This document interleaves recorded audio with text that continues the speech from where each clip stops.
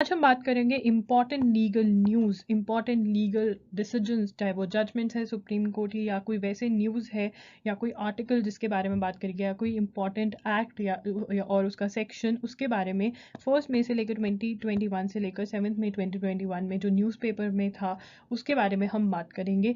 ये जो वीडियो है ये हेल्प करेगी लॉ एंट्रेंस एग्जाम एस्पिरेंट्स की, चाहे आप क्लैट दे रहे हैं, चाहे आप AILT दे रहे हैं, स्लैट दे रहे हैं, महाराष्ट्र CET दे रहे हैं, BHU दे रहे हैं, चाहे आप 3 ईयर लॉ एंट्रेंस एग्जाम की तैयारी कर रहे हैं जैसे DU, PU, BHU, Maharashtra CET, ये सब एग्जाम्स के लिए हेल्पफुल रहेगा।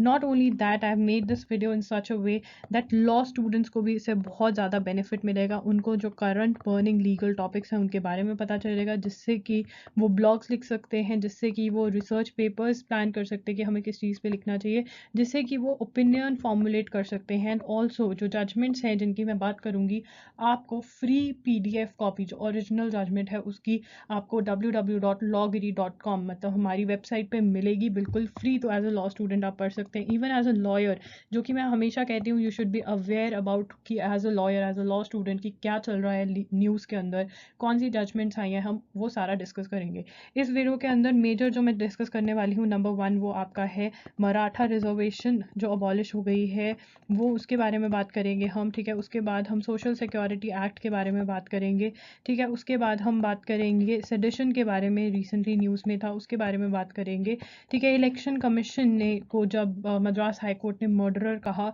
तो वो उसका क्या सीन हुआ सुप्रीम कोर्ट में, उसकी बात करेंगे। ममता बनर्जी कैसे CM बन गई, दो वो इलेक्शंस खुद हार गई हैं तो फिर भी वो वेस्ट बंगाल की CM बन गई हैं। तो we are going to talk about all of this in this video. Let's get into this video. Yeah guys, welcome to Logiri. I hope you have subscribed to Logiri's YouTube channel and hit that bell notification so that you do not miss any of our videos. And I hope you're following us on Instagram. We're there by the name at I am Logiri. We do pretty motivational stuff out there if you want to stay happy, if you want to stay motivated, and if you want to stay connected a little more with Logiri, then do follow us on Instagram. How Mamta Banerjee became the CM even though she herself lost the elections. Mamta Banerjee ने नंदीग्राम से elections लड़े थे, वो खुद elections हार गई, but then also she has become the CM of Chief Minister of West Bengal. क्या ऐसे हो सकता है कि जब आप खुद elections में खड़े हुए और हार गए फिर भी आप CM या minister बन सकते हो? Yes. Article 164 Clause 4 of the Indian Constitution states, क्या कहता है, बेयर प्रोविजन पढ़ते हैं फिर समझेंगे। A minister who for any period of 6 consecutive months is not a member of the legislature, for 6 consecutive months is not a member of legislature of the state, shall at the expiration of that period cease to be a minister. तो basically वो क्या कह रहे हैं कि 6 months के लिए एक नॉन मेंबर भी मिनिस्टर रह सकता है, 6 months के लिए एक नॉन मेंबर भी मिनिस्टर बन सकता है, but after 6 months or within 6 months rather, within 6 months the person has to become a member of the legislature, of the state legislature, right? So Mamta Banerjee has to become the member of the state legislature of West Bengal, right? She has to become the member of West Bengal state legislature within 6 months. तो ये वाला जो article है, article 164 clause 4 important हो जाता है। वैसे भी आर्टिकल 164 इंपॉर्टेंट हो जाता है बिकॉज वो बताता है that who is the one who appoints the ministers, CM का क्या रोल रहता है in appointing of the minister, governor of the state का क्या रोल रहता है। तो इसके बाद आप स्क्रीन पे देखेंगे आर्टिकल 164 का बेयर प्रोविजन, उसको एक बार रीडिंग दे दीजिए एंड उसके बाद हम नेक्स्ट टॉपिक पे चलेंगे, राइट। आर्टिकल 164 की बात करें तो हमें दिखेगा चीफ मिनिस्टर कौन अपॉइंट करता है, चीफ मिनिस्टर गवर्नर अपॉइंट करते हैं, ठीक है ना, और अदर मिनिस्टर्स भी गवर्नर अपॉइंट करते हैं but on the advice of chief minister. तो CM को कौन अपॉइंट करता है, गवर्नर। कौन अपॉइंट करता है, गवर्नर। मिनिस्टर्स को भी गवर्नर ही अपॉइंट करते हैं but on the advice of the chief minister, and the minister shall hold office during the pleasure of the governor, right? समझ में आ गया। The council of ministers shall be collectively responsible to the legislative assembly of the state. council of ministers responsible होगी, collectively responsible to the legislative assembly of the state. Before a minister enters upon his office, the governor shall administer so him the oath. तो minister को oath कौन दिलाते हैं, governor. Again ये बहुत important questions बन जाते हैं, गवर्नर, तो ये आपको एक बार रीड कर लेना है। A minister who for any period of 6 consecutive months, अब ये वाला हम पढ़ चुके हैं आर्टिकल 164 क्लॉज 4।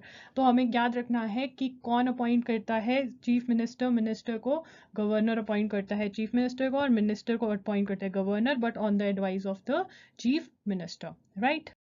अब national building code of India, national building code of India part 4 जो है हमारा, वो बात करता है deals with fire and life safety. You need to remember this, that national building code of India part 4 talks about what, code talks about how to deal with fire and life safety. Recently बहुत ज़्यादा hospitals में fire लग रही है. Virar region of Mumbai, Bharuch in Gujarat, बहुत सारे hospitals में आग लगी और जिसकी वजह से इवन कोविड वार्ड में आग लगी जिससे कि लोग मर गए, राइट. तो रिसेंटली द हिंदू के अंदर एक बहुत ही डिटेल्ड एडिटोरियल था जिसके अंदर बहुत डिटेल के अंदर जो fire and life safety rules हैं डिफरेंट बिल्डिंग्स के लिए, उनके बारे में बात करी गई. तो ये इंपॉर्टेंट हो जाता है, ये याद रखना है. According to National Crime Report Records Bureau, more than 330 people died in commercial fire in 2019, जो कि बहुत है. करते हैं, the document provides for specifications and guidelines for design and material that reduce the threat of destructive fires. तो वो बात करते हैं कि कैसा मटेरियल यूज़ करना चाहिए जिससे कि आग लगने का जो खतरा है कम हो सके, ठीक है ना. बिल्डिंग क्लासिफाई करी हुई है रेजिडेंशियल, एजुकेशनल, इंस्टीट्यूशनल, ठीक है, असेंबली, सिनेमाज एंड ऑडिटोरियम, ठीक है. तो हर बिल्डिंग का टाइप स्पेसिफाई किया हुआ है और उसके अकॉर्डिंग रूल्स बनाए हुए हैं. जो हॉस्पिटल है वो इंस्टीट्यूशनल कैटेगरी के अंदर आता है, ठीक है ना. अब ये पढ़ लेते हैं, ये ज़रूरी है. The Union Home Ministry's Directorate General for Fire Services, Civil Defence and Home Guard says on the website that, यहाँ से, the National building Code published by the Bureau of Indian Standards is a recommendatory document. recommendation है, mandatory नहीं है, recommendation है. मतलब ये state पे depend करता है कि वो अप्लाई करते हैं वो रूल्स या नहीं. ये मिनिस्ट्री ने इसको रिकमेंडेशन क्या हुआ है कि ये ऐसे रूल्स होने चाहिए, राइट. अब स्टेट पे आ जाती है बात.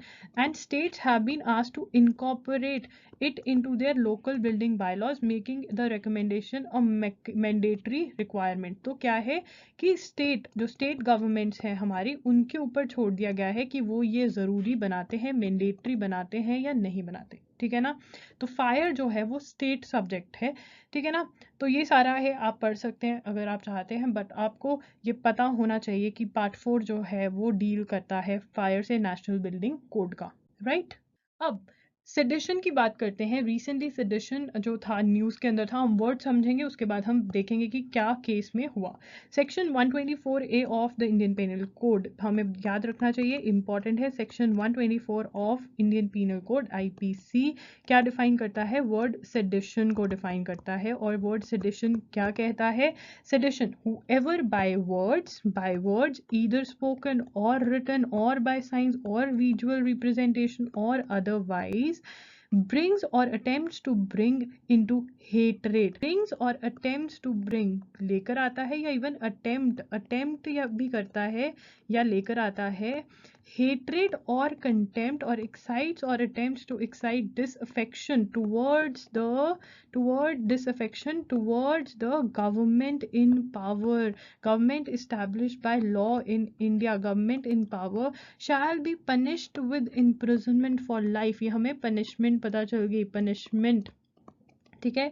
To which fine may be added or which imprisonment may extend to 3 years, to which fine may be added or with fine, whatever, right. हमें यहाँ तक पता चल गया कि कोई भी अगर बोलकर, लिखकर, बाय साइंस, विजुअल रिप्रेजेंटेशन से या कुछ भी ऐसा कर गवर्नमेंट की, जो गवर्नमेंट पावर है उसकी तरफ हेटरेट जगाने की कोशिश करता है. डिसअफेक्शन का मतलब क्या दिया हुआ है, disloyalty, includes disloyalty and feeling of enmity जगाने की कोशिश करता है, किसके अगेंस्ट, गवर्नमेंट इन पावर के against. So that is sedition. But अगर हम दो एक्सप्लेनेशन, जो दो और एक्सप्लेनेशन दिए हुए हैं 2 या 3, उसके अंदर क्लियर कट बोला हुआ है कि अगर आप लॉफुल मीन से आप चाहते हो कि ऑल्टरेशन हो किसी लॉ के अंदर या किसी और व्यू, जो गवर्नमेंट का व्यू है उसके अंदर, तो वो कंटेम्प्ट नहीं मानी जाएगी. ये जो 2 एक्सेप्शंस हैं वो यहाँ पे दिए हुए हैं, राइट. अब देखते हैं कि केस के अंदर क्या होता है.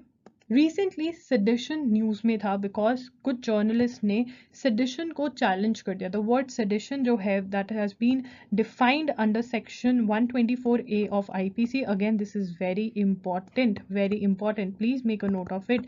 Section 124A of IPC define करता है सेडिशन को. पढ़ लेते हैं कि उन्होंने क्या बोला.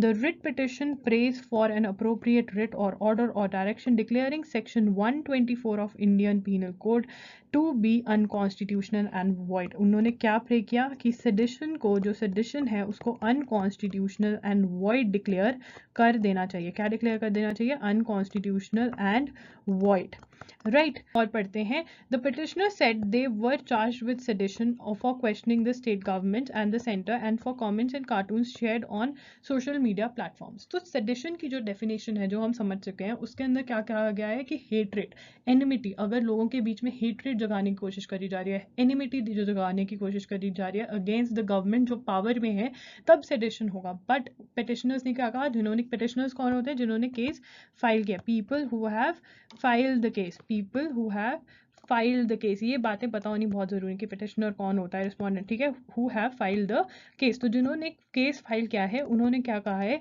कि ये तो जो सेडिशन की डेफिनेशन है वो तो अलग है, बट जो गवर्नमेंट है वो इसका गलत यूज कर रही है। इवन अगर हम उनके जो एक्शंस हैं, अगर हम गवर्नमेंट के एक्शन को क्वेश्चन भी कर देते हैं तो वो सेडिशन का चार्ज लगा देते हैं, जो कि गलत है। इसीलिए उन्होंने क्या कहा है कि सेडिशन को अनकॉन्स्टिट्यूशनल एंड वॉइड डिक्लेयर कर देना चाहिए। सेडिशन को अनकॉन्स्टिट्यूशनल एंड वॉइड, अनकॉन्स्टिट्यूशनल मतलब ये जो है ये हटा देना चाहिए लॉज में से, राइट। आगे बढ़ते हैं कि उन्होंने क्या कहा, they contended that the provision infringes upon the fundamental right of freedom. Question करना, स्टेट को क्वेश्चन करना कोई गलत बात नहीं है। तो वो क्या कह रहे हैं कि ये हमारी जो फंडामेंटल राइट है, freedom of speech and expression guaranteed under article 19 clause 1 sub clause A of the constitution, उसके अंदर जो हमें राइट ग्रांट करी गई है उसको वायलेट करता है, जो कि फंडामेंटल राइट है, ठीक है ना, वो वायलेट करता है। और अब हम ये पता होना चाहिए, तो आपको ये पता होना चाहिए कि उन्होंने किस पॉइंट पे बात को पॉइंट उठाई है। नंबर 1, उन्होंने क्या कहा कि हम नॉर्मल क्वेश्चन भी पूछते हैं तब भी सेडिशन घोषित कर दिया जाता है। नंबर 3, हमें ये बहुत ज़रूरी पता होना चाहिए कि Kedarnath Singh versus State of Bihar, please important है, नोट कर लीजिए। Kedarnath Singh versus State of Bihar 1962, supreme court ने क्या कहा था? upheld the constitutionality, upheld the validity, constitutionality of the law, of law कौन सा? सेडिशन। मतलब 1962 के अंदर Kedarnath Singh versus State of Bihar के केस में सुप्रीम कोर्ट ऑफ इंडिया ने सेडिशन को कहा था कि ये कॉन्स्टिट्यूशनल है। और रीज़न क्या दिया था? रीज़न क्या दिया था? रीज़न सुप्रीम कोर्ट ने ये दिया था, रीज़न क्या? That imposes reasonable restrictions on freedom of speech. अगर आपने फंडामेंटल राइट्स का चैप्टर पढ़ा है तो आपने देखा होगा कि ऑलमोस्ट हर फंडामेंटल राइट के अंदर ये कहा गया है कि स्टेट जो है वो रीजनेबल रिस्ट्रिक्शन लगा सकती है। आपको अगर कोई फंडामेंटल राइट दी गई है, इसका मतलब ये नहीं है कि वो अनलिमिटेड राइट है, उसकी लिमिटेशंस हैं, और वो लिमिटेशंस को क्या कहा जाता है? रिस्ट्रिक्शन। तो ये भी जो सेडिशन है वो एक रिस्ट्रिक्शन है। सुप्रीम कोर्ट ने कहा कि ठीक है, मान लिया कि आपके पास फ्रीडम ऑफ स्पीच है, बट जो सेडिशन लॉ है वो एक रीजनेबल रिस्ट्रिक्शन है, ठीक है ना, तो ये वैलिड लॉ है। बट अब ये तो थी 1962 की बात, बट अब ये सुप्रीम कोर्ट ने जो केस है ये सुनवाई कर ली है। अब आगे सुनवाई होगी कि क्या सेडिशन जो है, सेक्शन 124A जो है वो कॉन्स्टिट्यूशनल है या अनकॉन्स्टिट्यूशनल है, उसको रखना चाहिए या नहीं रखना चाहिए। Other cases relating to sedition, Kedarnath Singh versus State of Bihar बहुत ही इंपॉर्टेंट केस है, ये आपको पता होना चाहिए। Vinayak Sen versus State of Chhattisgarh, Aseem Trivedi versus State of Maharashtra, Umesh Thapar versus State of Madras, Kanhaiya Kumar versus State of NCT of Delhi. ये तो बहुत ही रीसेंट केस है, तो ये इंपॉर्टेंट है, प्लीज एक बार रीडिंग दे दीजिए और नोट भी कर लीजिए।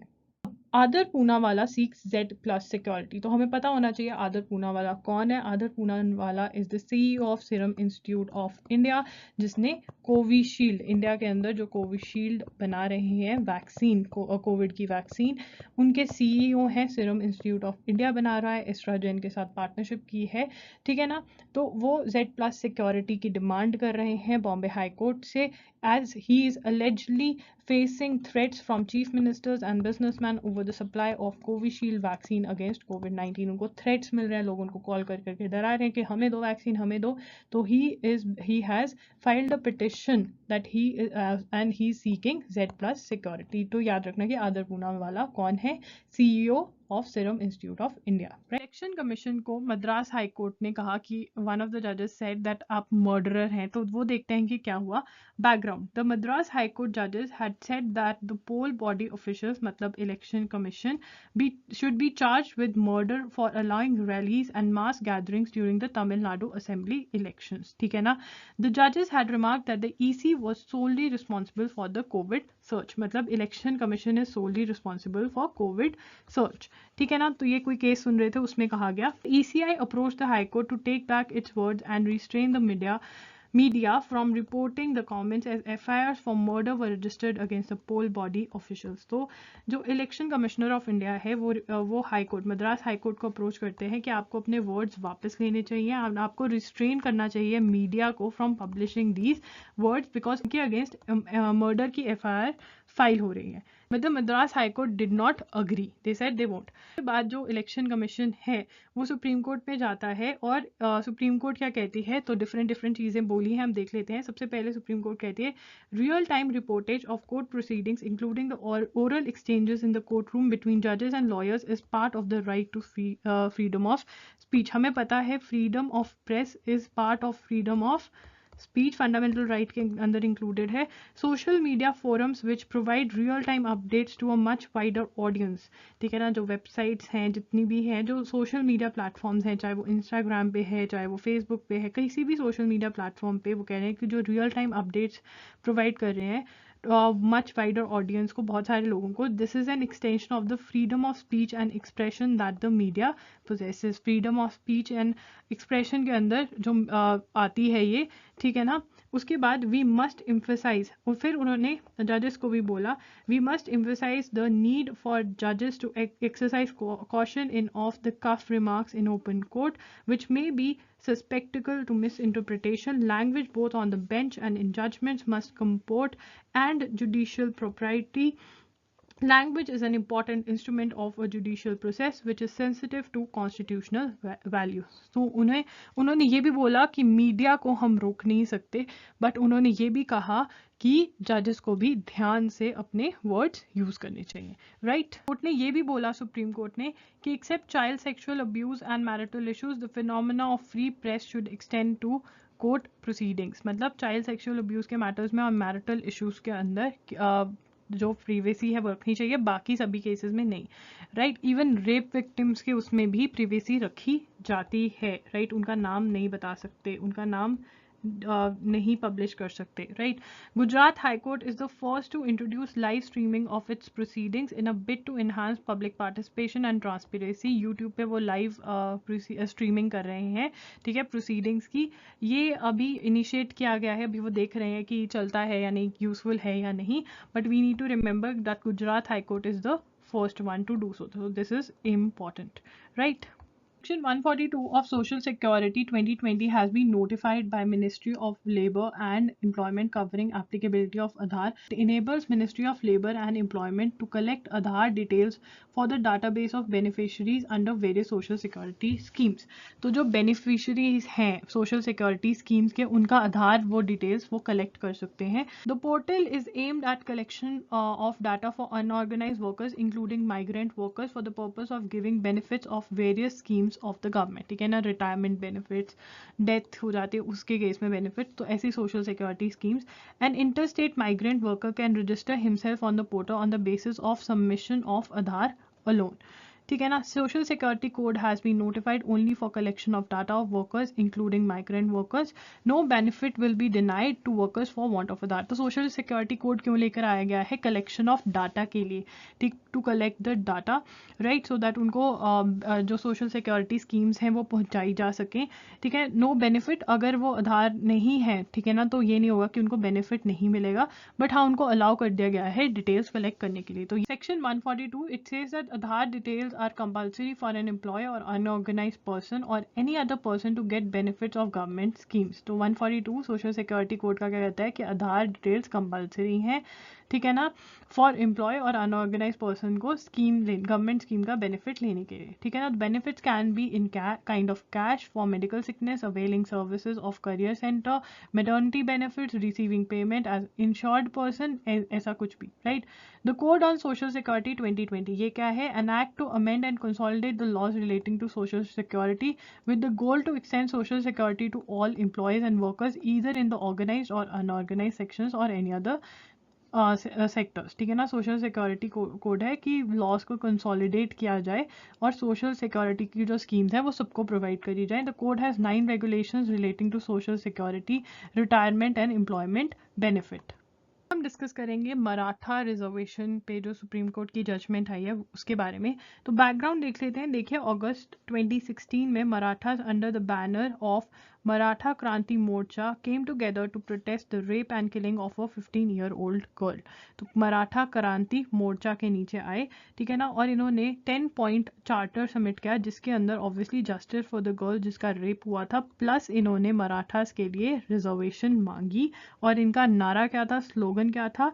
एक मराठा लाख मराठा, ठीक है ना, ये इनका स्लोगन था, ठीक है। तो ये आपको पता होना चाहिए।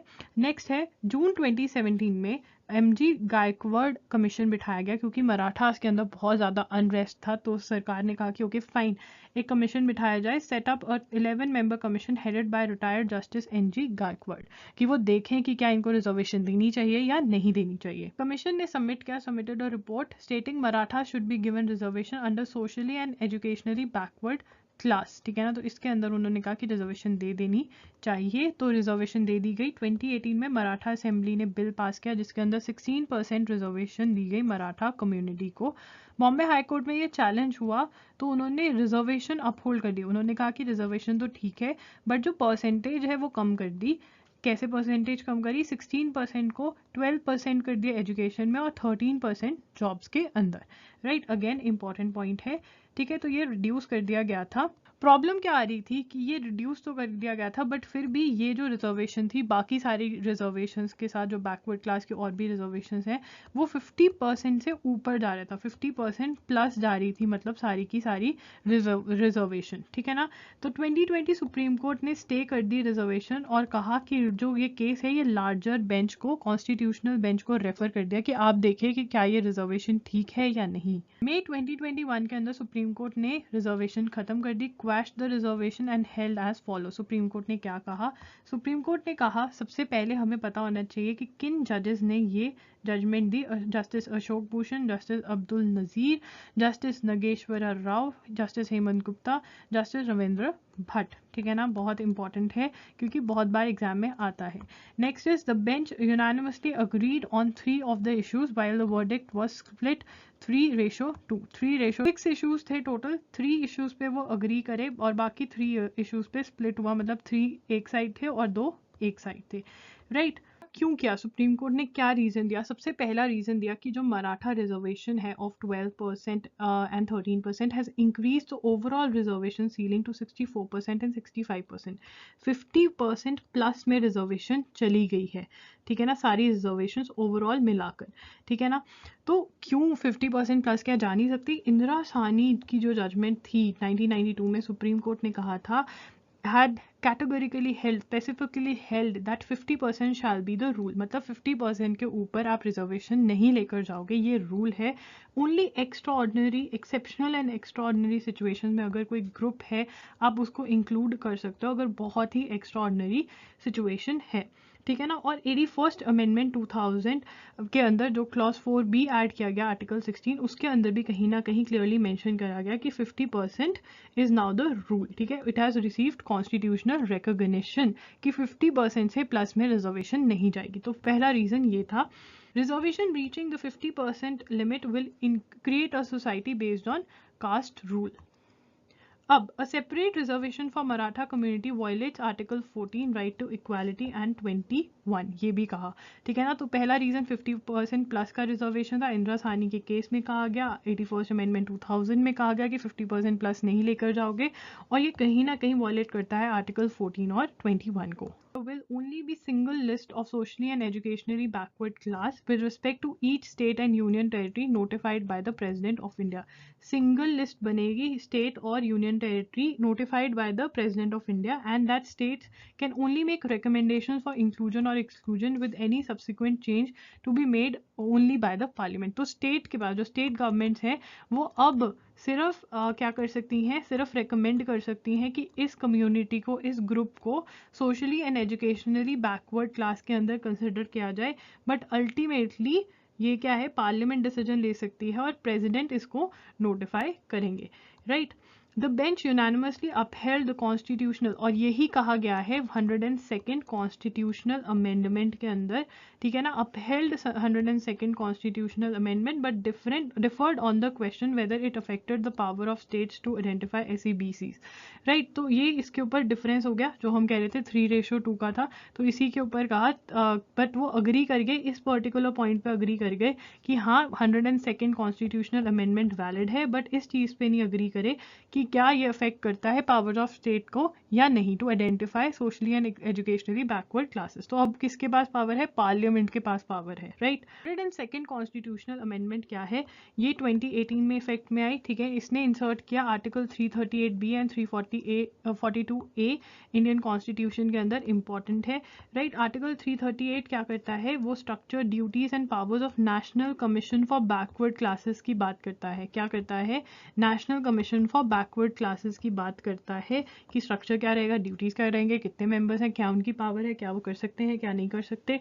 Article 342A deals with the power of the president of India to notify a particular caste as socially and economically backward class and the power of the parliament to change the list। तो यही supreme court ने कहा है, मतलब 102nd constitutional amendment upheld हो गई है, मान ली गई है, और आर्टिकल 342A में जो स्पेसिफिकली कहा गया है वो भी मान लिया है। National Commission for Backward classes was an outcome of Indira Sahni case, ठीक है ना। तो पहले ये एक क्या था, स्टैट्यूटरी बॉडी थी, स्टैट्यूटरी बॉडी थी, ये एक स्टैट्यूटरी बॉडी थी, बट 102nd अमेंडमेंट के बाद ये एक कॉन्स्टिट्यूशनल बॉडी बन गई। तो क्या हुआ, बॉडी तो बॉडी होती है, बट अगर कोई कॉन्स्टिट्यूशनल बॉडी है तो अगर उससे रिलेशन में कोई चेंज लेकर आना है, कोई अमेंडमेंट लेकर आनी है, तो उसके लिए हमें क्या चाहिए, स्पेशल मेजॉरिटी चाहिए, हमें स्पेशल मेजॉरिटी चाहिए, ठीक है ना। अगर कॉन्स्टिट्यूशनल एक हमें सेक्शन ऐड किया to make National Commission for Backward classes, तो अब ये कॉन्स्टिट्यूशनल बॉडी है, स्टैट्यूटरी बॉडी नहीं है। कॉन्स्टिट्यूशनल बॉडी किसी रिलेशन में अगर कोई चेंजेस चाहिए, अगर हमें आर्टिकल कॉन्स्टिट्यूशनल अमेंडमेंट लेकर आनी पड़ेगी, उसके लिए हमें स्पेशल मेजॉरिटी चाहिए, मतलब ज़्यादा MPs को वोट करना पड़ेगा उस चीज़ के फेवर में, तभी वो अमेंडमेंट, तभी वो चेंज लेकर आ सकते हैं। स्टैब्लिश कब हुई थी, 1993 के अंदर स्टैब्लिश हुई थी, हेडक्वार्टर्ड इन दिल्ली, ठीक है ना, अंडर NCBC एक्ट ऑफ 1993। तो क्योंकि ये एक्ट के थ्रू बनाई गई थी 1993 में, तब ये स्टैट्यूटरी बॉडी थी, बट अब क्योंकि कॉन्स्टिट्यूशनली ये ऐड कर दी गई है, कॉन्स्टिट्यूशन 102nd अमेंडमेंट के थ्रू क्या कहा गया है कि national Commission for Backward classes होगा, और क्लास बैकवर्ड है या नहीं है, एक सिंगल लिस्ट क्रिएट करी जाएगी, राइट। तो समझ में आ गया स्टैट्यूटरी और कॉन्स्टिट्यूशनल बॉडी में क्या फ़र्क है।